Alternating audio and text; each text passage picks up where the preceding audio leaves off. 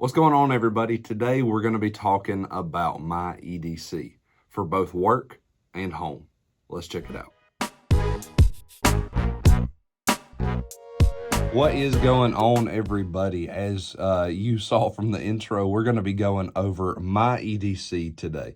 And the differences between what I carry here in the office, for many of y'all that are following the channel, you may know that I am a college pastor. So what I carry here at the church versus what I carry at home or if I'm out and about does differ slightly, but not much. And I also want to go ahead and apologize. My sinuses are killing me this past week. So if I sound a little bit different, that is the reason.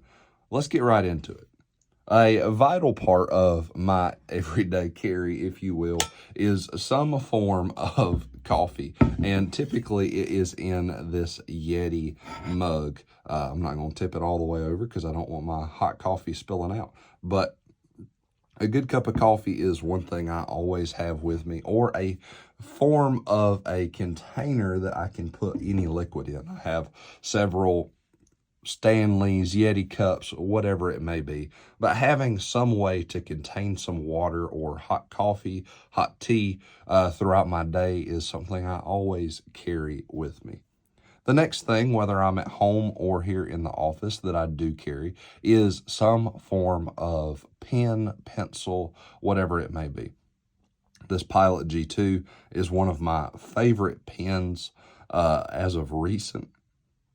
And I do really like the 0.7 tips. That's probably my favorite size.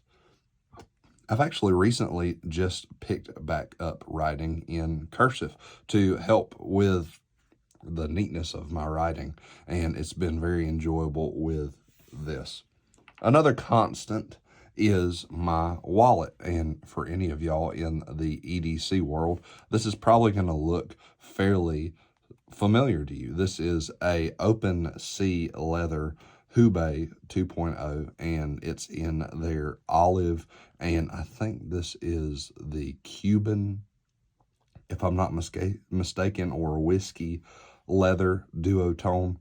And I've had this for about a year, and you can see the color difference from where this is what it looked like brand new, and after being in the pocket for almost a year, the beautiful patina it has gained. So having the wallet, that's a constant. And these are great, super thin wallets. I was carrying a Ridge, and I really enjoyed my Ridge. But one thing, being here at the church, I have to keep up with my receipts for expense reports and whatever. So having a wallet like this that's not going to absolutely chew up receipts, I'm able to just stick them here and fold them over, versus the Ridge, which would absolutely destroy receipts when it was in my pocket, is a great option. Both good wallets, but I love my open sea leather wallet. Another thing I enjoy carrying is one of these little Swiss Army knives. And this is one of the smaller ones. I think it's the Classic SD. My wife bought me this, and it used to say "Gone Fishing." You can see it vaguely there, but it has taken a lot of beating over the years. The picture's coming off. It's got somebody fly fishing, and I have actually lost the tweezers on this. But you know, it's got its basic small blade, phenomenal little file for taking care of your fingernails, whatever you may need to do, and then the great scissors from a Victorinox that we all know and love. Believe it or not, one thing I do with these quite often is they're great for cutting your fingernails, but kind of gross, but a good little fact for you. They're great for doing that. I also have attached to it this little titanium pocket toothpick. I know the Victorinox already has a toothpick on it, but one thing that this is also really good for, you're not going to poke any holes in anything with that plastic toothpick from the Victorinox. So this very sharp titanium toothpick is phenomenal for if I need to bore a little hole in something, or just any little task where you need something really sharp, really to get into a small hole, whatever it may be. But carrying this in the 5th pocket most of the time is a great little companion tool. The next area I'll talk about is my watches. Typically, I carry a watch with me every day. If I'm in the office, or if it's Sunday church, or if I'm going to preach somewhere, I will wear my Orient. I don't remember the model exactly. It's known as the Symphony. This is a phenomenal, I'll let you get a close-up look here. This is a phenomenal, pretty budget when I bought it, automatic watch. It's got the beautiful open back where you can see the mechanics of it. I have absolutely loved this watch. This was the first nice watch I bought myself, and I absolutely love it. Fits great on the wrist.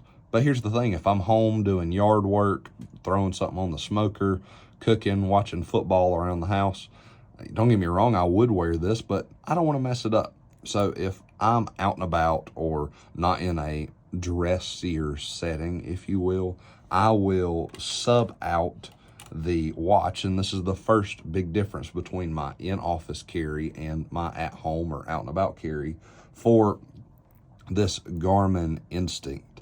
Now, I have had this Garmin for a long time. As you can see, the screen has chips out of it, and it's worn and scratched, and the bracelet is missing a few links from me wearing it so much. But this has been a phenomenal watch. It's a great smartwatch with a ton of health tracking.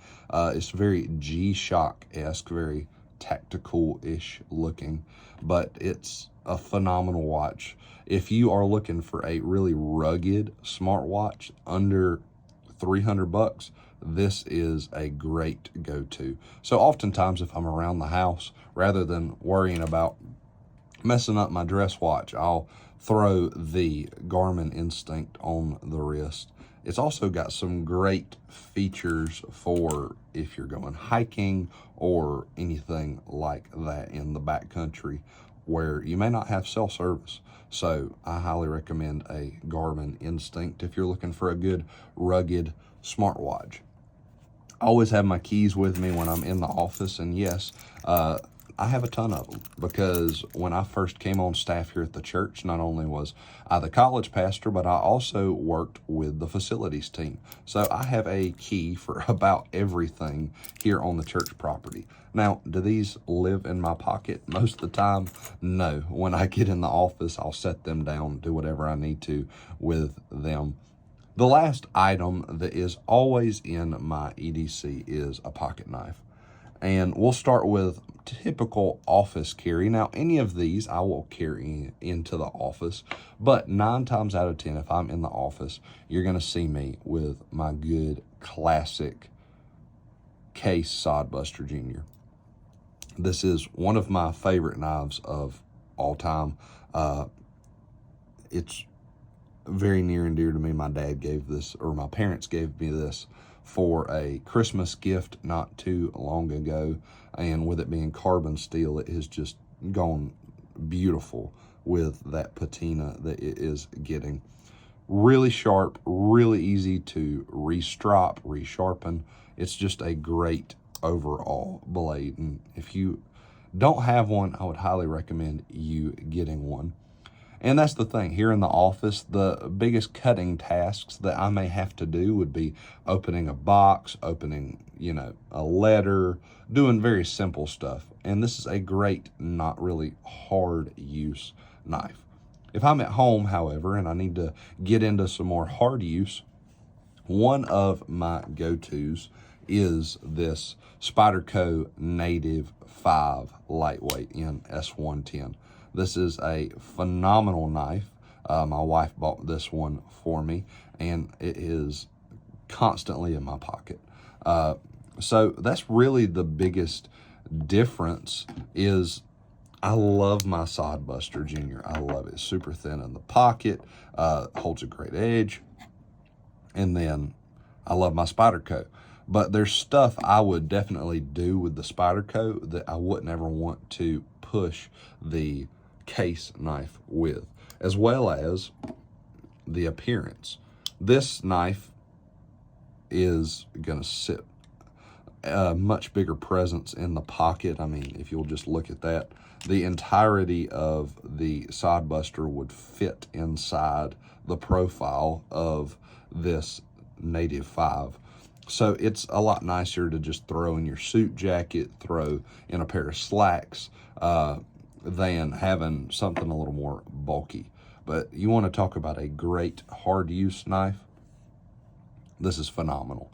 I could not recommend this knife enough for anybody.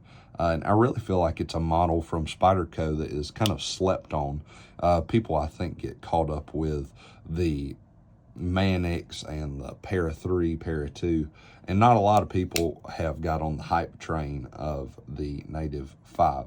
So I highly recommend, if you're looking for a great, sturdy, pocketable lockback, the Native 5 Lightweight is a phenomenal choice. Well, that's really the inclusivity of what my EDC looks like. Not many changes between the office and home. The two big changes are what watch I'm going to be carrying. Am I going to be carrying a dressier watch, or am I going to be carrying my Garmin? Am I going to be carrying a traditional knife, or am I going to be carrying a locking knife for harder work? Those are really the two areas where my EDC differs the most. Well, I hope you've enjoyed this video, and I hope you'll return back for some more videos. If you enjoy EDC content, talking about life, coffee, pocket knives, journaling, I hope you'll join us for another video. Hope you have a great day, and give us a like and a subscribe. I'd love to know some interesting things in your EDC carry that make you have a good day in whatever you're doing. So drop a comment below. It helps us out a ton. Have a great day.